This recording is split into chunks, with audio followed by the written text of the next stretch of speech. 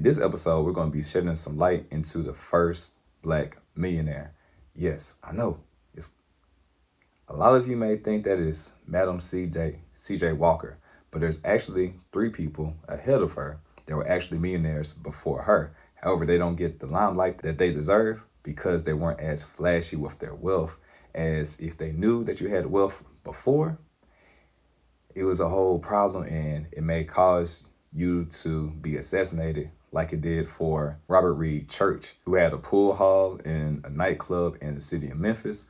But between the racial riot that they had in Memphis, Tennessee, he was targeted and assassinated. So they can show you how dangerous that it was. All right, so we're going to be going into the story of I was doing so good with this name. Liedesdorff. Hey, what's going on, everybody? This is Michael Q, LAU, and welcome to another episode of the ABEL Show, where it stands for Always Be Executing and Learning. And during the month of Black History Month, we're going to be changing that E from executing to educating, as I'm going to be educating you about the little known, unknown Black history facts. In this episode, we're going to be shedding some light into the first Black millionaire. Yes, I know. A lot of you may think that is Madam C.J. Walker, but there's actually 3 people ahead of her that were actually millionaires before her. However, they don't get the limelight that they deserve because they weren't as flashy with their wealth as if they knew that you had wealth before. It was a whole problem and it may cause you to be assassinated like it did for Robert Reed Church, who had a pool hall in a nightclub in the city of Memphis. But between the racial riot that they had in Memphis, Tennessee, he was targeted and assassinated. So they can show you how dangerous that it was. All right, so we're going to be going into the story of, I need to get his last name correct again. Liedesdorff, I believe. Liedesdorff. So today we're going to be going to the story of William Liedesdorff, who was originally born in the Caribbean islands, and he was part Caribbean and Danish from his dad, and a mother who was born of African and Spanish descent. So as you can see, he was mixed, but he had black ties. So, you got one drop, we're going to take it all. Not only was William Liedesdorff Jr. the first Black American millionaire, but he was also the first Black citizen of San Francisco, which back then was called Yerba Buena. But before he arrived in San Francisco, he first began being a merchant, first in New York, then in New Orleans. He became a master of vessels, sailing between New Orleans and New York, and which is how he accumulated his wealth initially. And there are some reports that while he was in New Orleans, people found out he was Black, and as a result, he had to flee for his life, and that's where he settled in San Francisco. And this is where his life would change forever. Are you tired of being tired, of not having enough energy to last you throughout the day? Are you worn out at work, too drained to go to the gym, or too sluggish to play with your kids, and too tired to hang out with your friends and your family? Don't worry, you're not the only one. In fact, 1 in 3 Americans struggle with having enough energy to last throughout the day.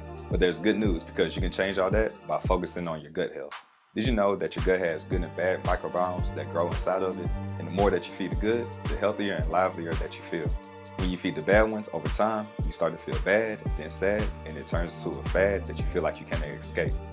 And it becomes your personality, aka your personal reality, and you feel like you cannot escape it, and you accept life as it is, and that it won't change.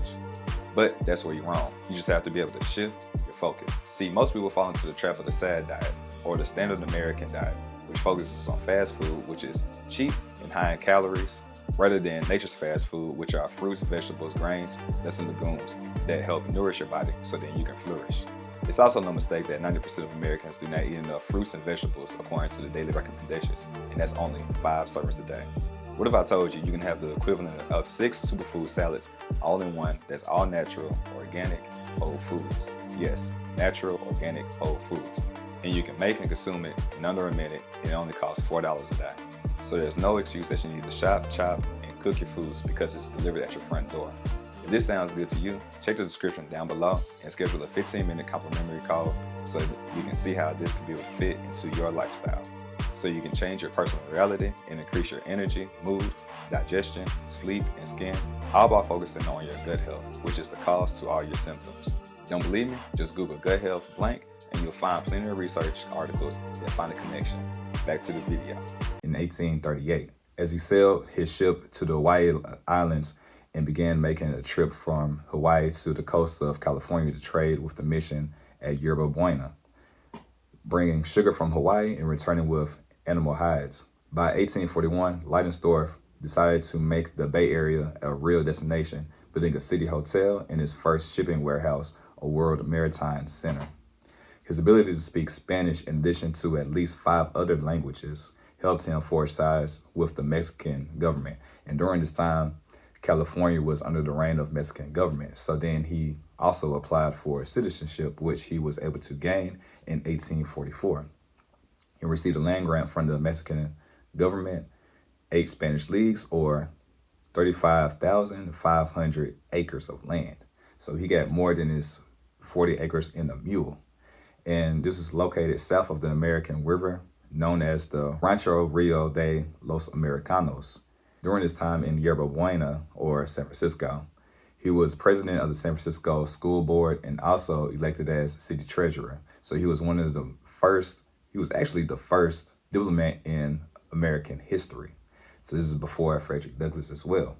So another thing that we have to write was to change the story in history as well. To learn more information about PRM and the family of products, check out the description down below to set up a 15-minute complimentary call, and you can also check out the website.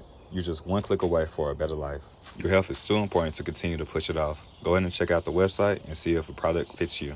Shortly before Liedesdorff's death of typhus disease on May 18, 1848, vast amounts of gold were officially reported on his Rancho de los Americanos. By the time his estate was auctioned off in 1856, it was worth more than $1.45 million, which today would be worth more than $37 million. That including the vast amounts of quantities of gold mined upon his land. So not including the gold that was found on there as well. During his death, because he did not have anybody to pass it off to, or anybody, or an official will, eventually the land was taken over by Black gold miners who were able to accumulate wealth and escape poverty. So I hope that you learned a lot during this journey back to the little known, unknown Black history fact featuring William Liedesdorff, originally born of St. Croix, of the Virgin Islands, but he was able to plant seeds in different areas of the world and eventually reaped his biggest harvest in San Francisco before the gold rush. So he got there before the rush, and then once it was and once everybody began to come, they were able to accumulate wealth as well. So I hope that you learned a lot.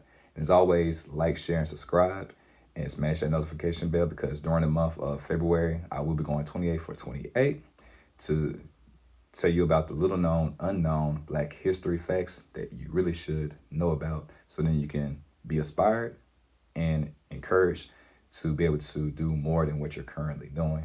And just know that our history began before slavery, and even through slavery and the antebellum period, of which there was a lot of Jim Crow laws. We were doing a lot in our times. However, a lot of it doesn't get the light of day because they want to be able to hide the history. So I'm doing this to be able to reveal the history that's within us and allow us to be able to use more of our imagination like they did to be able to gain prosperity and grow and heighten the community that they're in. And if you enjoyed this video, definitely go ahead and check out this video as well, as I'm going to be going this is a series of different videos that I've done about the little known, unknown Black history facts. And as always, you all stay fearfully fit and fearfully blessed.